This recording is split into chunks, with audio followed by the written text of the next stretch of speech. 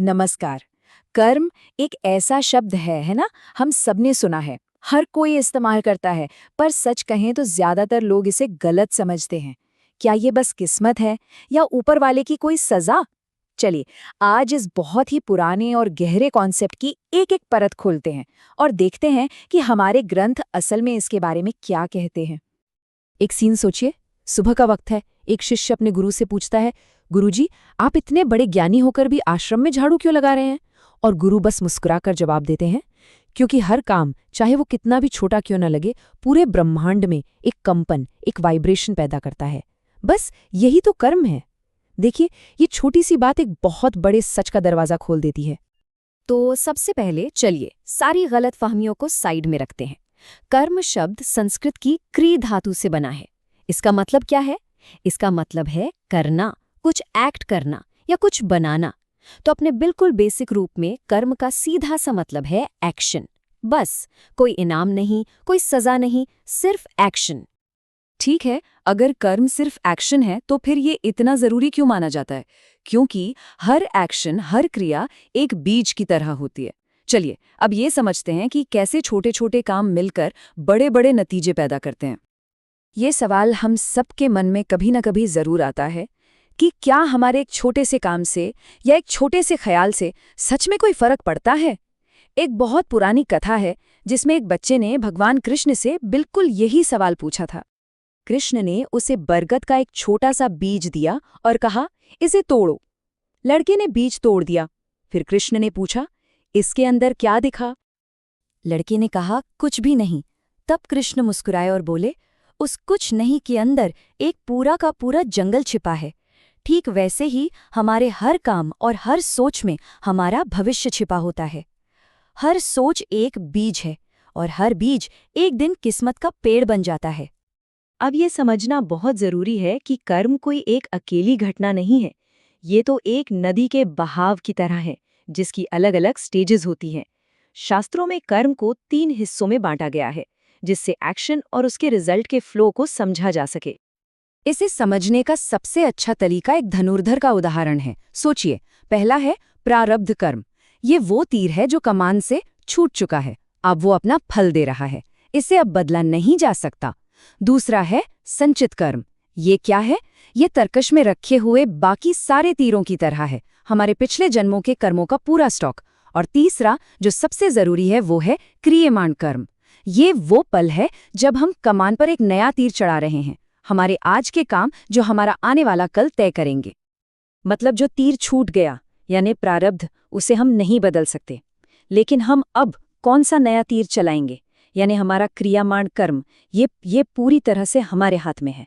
यहीं पर हमारी आज़ादी, हमारी चॉइसेस और हमारी जिम्मेदारी का सवाल आता है। अब कर्म के बारे में जो सबसे बड़ी गलतफहमी है, उसे दूर करते हैं। कर्म कोई भगवान की अदालत नहीं है जो अच्छे काम पर टॉफी और बुरे काम पर सजा देती है।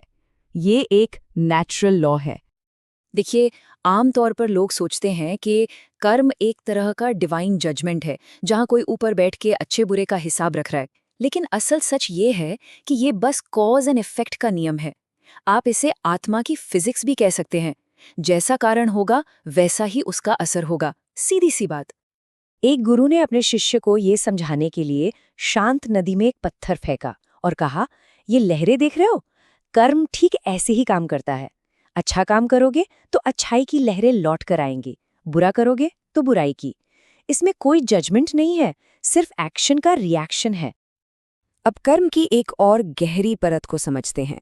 अक्सर हम सोचते हैं कि हम क्या करते हैं ये सबसे जरूरी है, लेकिन कर्म का सिद्धांत कहता है कि इससे भी ज्यादा जरूरी ये है कि हम कोई काम क्यों करते हैं। हमारे एक्शन के पीछे की नीयत, हमारा इरादा, असल में वही सब कुछ तय करता है। सोचिए कि 3 लोग दान दे रहे हैं। काम तो एक ही है, दान देना।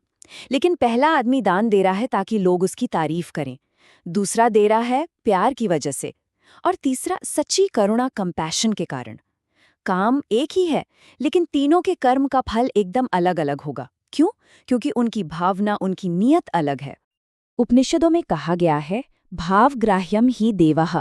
इसका मतलब है कि परमात्मा या ये जो कॉस्मिक लॉ है, वो हमारे भाव को, हमारी नीयत को पकड़ता है। इरादा ही तो कर्म की आत्मा है। आपकी मंशा ही आपके कर्म की क्वालिटी तय करती है। तो अगर हर एक्शन का रिजल्ट आता ही है तो क्या हम इस साइकिल से कभी आजाद हो सकते हैं? शास्त्र कहते हैं हाँ, बिल्कुल हो सकते हैं। और इसका रास्ता है कर्मयोग, यानी कुशलता से, स्किल से कर्म करने की कला। कर्म योग क्या सिखाता है? वो कहता है कि अपना काम करो और अपना बेस्ट दो, लेकिन बिना ईगो के, फल की चिंता किए बिना, एकदम शांत मन से। और अपने हर काम को ऐसे करो जैसे वो भगवान को चढ़ाया हुआ एक फूल हो। जब ऐसा होता है तो कर्म के बीज जल जाते हैं और वो हमें बांधते नहीं हैं। तो इस सारे ज्ञान की बात को रोज की जिंदगी में कैसे लाया जाए? देखिए, दिन के आखिर में खुद से बस ये कुछ सवाल पूछकर एक अच्छी शुरुआत हो सकती है। क्या आज मैं ईमानदार था? क्या मैंने किसी की मदद की? मैंने जो भी किया वो अहंकार से किया या प्यार से? क्या मैंने अपने गुस्से पर काबू रखा? क्या मैंने होश में रहकर काम किया? ये छोटे छोटे सवाल किसी भी ज्योतिष से ज्यादा हमारी किस्मत तय करते हैं।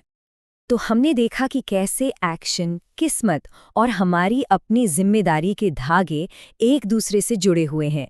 आखिर में ये बात एकदम साफ हो जाती है कि हम ही अपने भाग्य के तीर के मालिक हैं। एक महान धनुर्धर ने कहा था, किस्मत सितारों में नहीं लिखी होती, किस्मत तो हर रोज के कुशल, होश से भरे और सही कामों से लिखी जाती है। ये एक बहुत ही पावरफुल सोच है। हम बेचारे नहीं हैं, हम बनाने वाले हैं। हमारा जीवन गीली मिट्टी की तरह है। हमारे कर्म हमारे हाथ हैं और हमारा चरित्र वो मूर्ति है जिसे हम हर पल, हर क्षण बना रहे हैं। हमारी जिंदगी कैसी दिखेगी, ये पूरी तरह हमारे ही कर्मों पर निर्भर करता है। लेकिन क्या कर्म का रास्ता इतना सीधा और सरल है, या इसके बारे में कोई आखिरी रहस्यमय सच भी है? भगवत गीता कहती है, सही कर्म क्या है ये भी समझना चाहिए, गलत कर्म क्या है वो भी समझना चाहिए, और ये भी समझना चाहिए कि कब कर्म न करना ही सही कर्म है। कर्म की गति बहुत गहरी और रहस्यमयी है। ये हमें याद दिलाता है कि कर्म एक बहुत गहरा विषय है। इसे समझना मतलब जिंदगी को ही समझना है, और ये खोज ये हमेशा जारी रहती है।